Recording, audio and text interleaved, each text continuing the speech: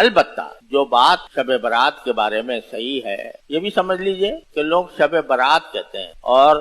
ہمارے ہاں برات جو ہے وہ شادی کے موقع پر جو دلہا کے ساتھ تو لوگ جاتے ہیں دلہن کے گھر میں، تو وہ اس کو کہتے ہیں کہ یہ برات ہے۔ تو بعض لوگوں نے اس کا بھی نکال لیا کہ یہ کوئی برات نکلتی ہے فرشتوں کی، اس وجہ سے شب برات کہا جاتا ہے اس کو۔ یہ لفظ برات ہے ہی نہیں، براعت ہے، شب براعت، شب برات نہیں، شب براعت، بیچ میں حمزہ ہے۔ اور برات کے معنی ہوتے ہیں کسی چیز سے بری ہو جانا۔ ایک آدمی کے اوپر کوئی الزام ہے کسی جرم کا، اس پر مقدمہ چل رہا ہے کہ بھئی اس نے یہ جرم کیا یا نہیں کیا، آخر میں عدالت نے فیصلہ کر دیا کہ اس نے کوئی جرم نہیں کیا، تو اس کو کہا جائے گا براعت ہو گئی، یہ بری ہو گیا، براعت حاصل ہو گئی۔ تو لیلۃ البراء اس لیے کہا جاتا ہے کہ اس میں اگر بندہ اللہ تبارک و تعالیٰ کے حضور حاضر ہو کر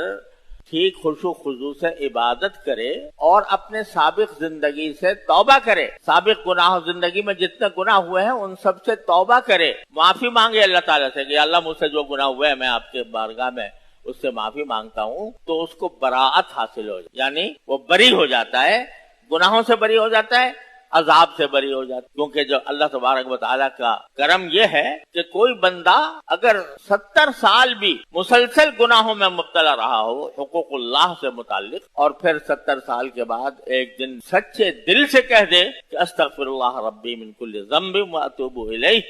کہ اللہ میں آپ سے اپنے سارے گناہوں کی معافی مانگتا ہوں اور توبہ کرتا ہوں، تو اللہ تبارک و تعالیٰ اس کے گناہ سب دھو دیتے، معاف فرماتے۔ یہ اللہ تعالیٰ کا کرم ہے، اور یہ دروازہ اللہ تعالیٰ نے موت تک کھلا رکھا ہے۔ موت سے پہلے پہلے آدمی جتنا بھی گناہ کیے ہوں، اگر اللہ تبارک و تعالیٰ کے بارگاہ میں حاضر ہو کر سچے دل سے توبہ کر لے تو معاف ہے۔ تو ظاہر بات ہے کہ اگر کوئی مسلمان اس رات میں اللہ تبارک و تعالیٰ کی عبادت کر رہا ہے تو ظاہر ہے کہ وہ اللہ تعالیٰ سے اپنے گناہوں کی معافی بھی مانگے گا، اور جب معافی مانگے گا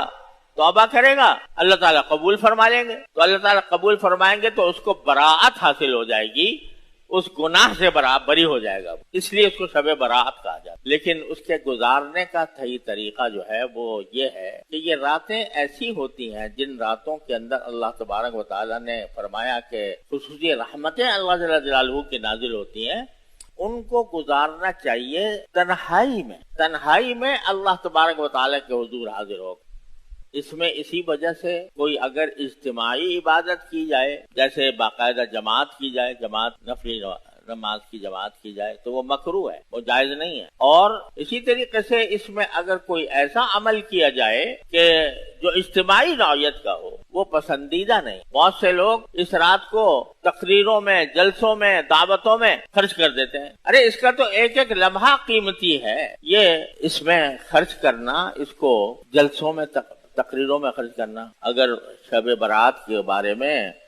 لوگوں کو اس کی فضیلت بتانی ہے اور لوگوں کو اس پر آمادہ کرنا ہے کہ وہ اس رات سے فائدہ اٹھائیں، تو وہ رات کے آنے سے پہلے ہونا چاہیے۔ جب رات آ گئی تو اس کا ایک ایک لمحہ قیمتی ہے، اللہ تبارک و تعالیٰ نے اس کی بڑی اس میں عظمت رکھی ہے۔ لہذا یہ رات تو ایسی ہے کہ بندہ ہو اور اس کا اللہ ہو، یعنی تنہائی میں بندہ اپنے پروردگار سے رابطہ قائم کرے، بندہ اپنے پروردگار سے تعلق جوڑے، کتنا ہی گناہگار ہو، کتنا ہی فاسق و فاجر ہو، کتنے بڑے بڑے گناہوں سے سرزد ہو گئے ہوں، لیکن اللہ تعالیٰ نے اپنے ساتھ رابطہ کرنے کو، اپنے ساتھ تعلق جوڑنے کو اتنا آسان بنا دیا ہے کہ کتنا ہی انسان گیا گزرا ہو، گناہوں میں لت پت ہو، اللہ تعالیٰ کہتے ہیں آ جاؤ اسی حالت میں اور میرے سامنے حاضر ہو کر مجھ سے معافی مانگ لو۔ ایک مرتبہ تم سچے دل سے کہہ دو گے کہ اللہ مجھے معاف کر دے، میں نے زندگی بہت گناہوں میں گزاری ہے، یا اللہ مجھے اپنی رحمت سے معاف فرما دے، تو یہ اللہ تعالیٰ فرماتے ہیں ایک لمحے میں تمہارے 70 سال کے گناہ معاف کر دوں گا، بشرطے کہ وہ حقوق اللہ سے متعلق ہو، حقوق العباد اس طرح معاف۔ تو اللہ تبارک و تعالیٰ نے اس طرح دروازہ کھولا ہوا ہے۔ تو یہ نہ سمجھے کہ بھئی ہم تو گناہ گار ہیں، خطا کار ہیں، ہم سے بہت سے گناہ ہوئے ہیں، ہم اللہ تعالیٰ کی عبادت نہیں کر پاتے، بے نمازی ہیں، فرض کرو بے نمازی ہیں، وہ سمجھے کہ بھئی میں کیا جاؤں گا اللہ میاں سے، میری کیا دعا قبول کریں گے اللہ تعالیٰ، میں تو گناہ گار ہوں، خطا کار ہوں۔ ارے ایسے گناہ گار خطا کار کی جو اپنے گناہوں اور خطاؤں پر نازم بھی ہو اللہ تعالیٰ تو بہت جلدی قبول کرتے ہیں اس کی، بہت جلدی قبول کرتے ہیں کہ یہ میرا بندہ بھٹک کر میرے پاس آ گیا تو میں اس کو اپنی گود میں لے لوں۔ اللہ تبارک و تعالیٰ کا یہ سنت یہ ہے۔ لہذا کوئی بندہ بھی یہ نہ سمجھے کہ میری ساری زندگی گناہوں میں گزری ہے، چند لمحات میں شب برات کے اندر اللہ تعالیٰ کی طرف رجوع کر کے گزار لوں گا تو کون سا تیر مار لوں گا اور اس سے کس طرح میرے ساری زندگی کے دلیدر دور ہو جائیں گے، یہ سب شیطان کا دھوکہ ہے۔ ارے چند لمحوں کے لیے چاہے حاضر ہو جاؤ، لیکن اللہ تبارک و تعالیٰ سے اپنا رابطہ قائم کر لو، نفلیں پڑھ کر لو، تلاوت کر کے کر لو، ذکر کر کے کر لو۔ تیسرا کلمہ سبحان اللہ والحمد للہ ولا الہ الا اللہ واللہ اکبر ولا حول ولا قوت الا باللہ العلی العظیم، یہ کلمہ ایسا ہے کہ اس کے بارے میں احادیث میں آتا ہے کہ یہ گناہوں کے معاف کرنے کے معاملے میں یہ کلمہ اکسیر